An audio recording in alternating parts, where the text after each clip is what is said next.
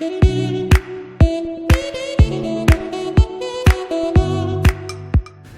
عليكم، معاكم ادهم همشري وحلقه جديده من Around the World. والنهارده هنتكلم عن اشهر 10 غلطات تخلي بالك منهم وانت في امستردام عاصمه هولندا. عارفين هولندا؟ اول حاجه اوعى تعملها هناك هي ان انت تأجر عربيه. اولا لان الشوارع في امستردام صغيره جدا.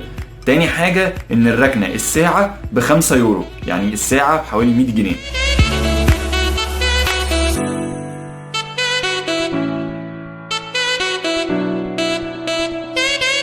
تاني غلطة اللي ممكن تعملها في امستردام وتضيع عليك اليوم هناك هو ان انت تقف في الطوابير بتاعة المتاحف او الاماكن المشهورة زي أنا فرانك هاوس. الاحسن ان انت تشتري التذاكر بتاعتك اونلاين، هو نفس السعر بس هتوفر وقت جامد جدا.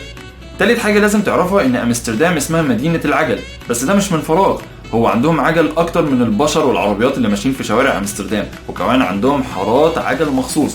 حضرتك المفروض ما تمشيش في الحارات دي، لانك لو مشيت في الحارة بتاعة العجل هتسمع كلام مش لطيف شوية. وطبعا مفهوم ان انت اوعى تمشي على الخط بتاع الترام والترام معدي، لان ساعتها مش هتسمع كلام مش لطيف، حضرتك مش هتبقى عايش معانا اصلا. وللاسف انا كنت بنسى كأي واحد مصري اصيل وبعمل الغلطتين دول. لو قررت تأجر عجلة في امستردام حاول تبعد عن النوع اللي مكتوب عليه ماك بايك، لانه هيبقى باين قوي ان انت سايح، وده مش حاجة حلوة قوي يعني. حاول تختار اي عجلة مش مكتوب عليها علامات. تاني حاجة لو هتسوق العجلة بالليل تتأكد ان فيها كشافات نور، لان الشوارع هناك صغيرة وده ممكن يسبب حوادث لو معكش نور. تاني حاجة ان انت لو اتقفشت من البوليس هتدفع غرامة كبيرة جدا.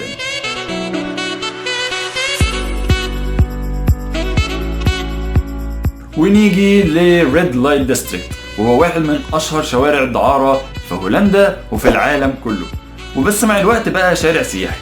بس خلي بالك هو مش سياحي قوي، يعني ما ينفعش تطلع كاميرتك وتقعد تصور في الفاترينات اللي واقف وراها البنات، ولا ينفع تفضل متنح في الفاترينة عشان يا اما موبايلك هيتكسر يا اما حضرتك هتتضرب. المهم يعني الوضع مش هيبقى لذيذ، فانت تتمشى في الشارع من غير ما تصور.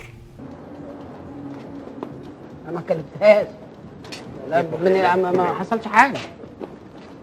ونيجي للنقطة اللي كل الناس مستنية تسمعها عن امستردام. إذا ذكرت امستردام ذكرت المخدرات. بعض أنواع المخدرات قانونية في امستردام، ولكن بعيدا إن المخدرات حرام ومضرة، ولكن غلطات المخدرات في امستردام ممكن تكون قاتلة. في آخر 3 شهور في 2014 يخش 17 سايح المستشفى في حالات خطرة يموت منهم 3، وفي آخر أسبوعين في 2016 يخش المستشفى 15 سايح يموت منهم 4، والسبب إن المخدرات اللي اشتروها من الشارع كانت مغشوشة.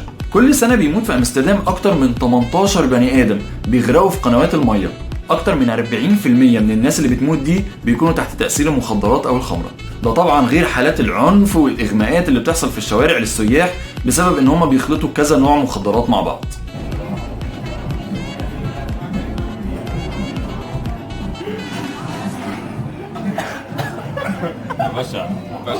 من الآخر صدقني ينفع تستمتع بامستردام من غير أي مخدرات وقرف. 7 غلطة، اوعى تقعد في مكان اسمه كافي شوب، لأن في امستردام الكافي شوب بيبيع مخدرات. لو حضرتك عايز تشرب القهوة بتاعتك تقعد على مكان اسمه كافيه.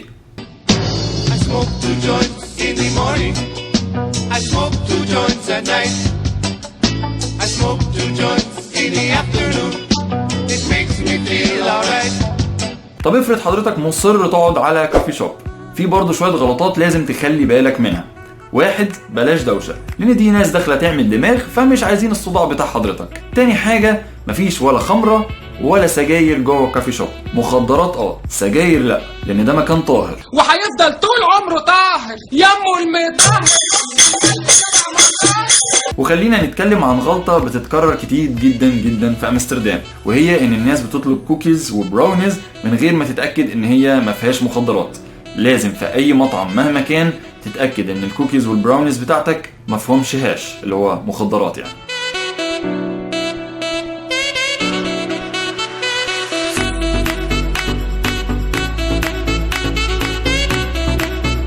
ونيجي لاخر نقطه، ولكنها نقطه مهمه جدا جدا عشان سفريتك تعدي بسلام. بص يا سيدي، انت هتبقى ماشي في شوارع امستردام هتلاقي واحده زي القمر كده اوروبيه واقفه وبتديك كوكيز او عصير ببلاش. طبعا حضرتك هتفتكر ان هي معجبه بيك عشان انت العربي الواد الجامد اللي كل بنات اوروبا بتعجب بيه، ولكن في الحقيقه حضرتك اول ما هتاكل الكوكيز دي او تشرب العصير اللي ببلاش هتمشي لك كام خطوه هتلاقي واحد مراقبك، هيغمى عليك، هتصحى مش هتلاقي ولا موبايلك ولا كاميرتك ولا فلوسك. كل ده عشان حضرتك فاكر ان انت دون جوان عصرك. بص يا سيدي، نصيحه، ما تاخدش حاجه ببلاش من حد. دول كانوا اهم 10 غلطات ممكن يحصلوا لاي حد مسافر امستردام لاول مره. خلي بالك منهم عشان سفريتك تبقى حلوه وتعدي بسلام. لو عجبك الفيديو ما تنساش تعمل لايك وشير للفيديو عشان كل الناس تستفاد. ما تنساش تعمل سبسكرايب او اشتراك في قناه اليوتيوب عشان تشوف الفيديوهات اللي فاتت وتشوف الفيديوهات الجايه. اكتب لي في الكومنت ايه البلد اللي نفسك اتكلم عنها، واشوفكم الحلقه الجايه. سلام.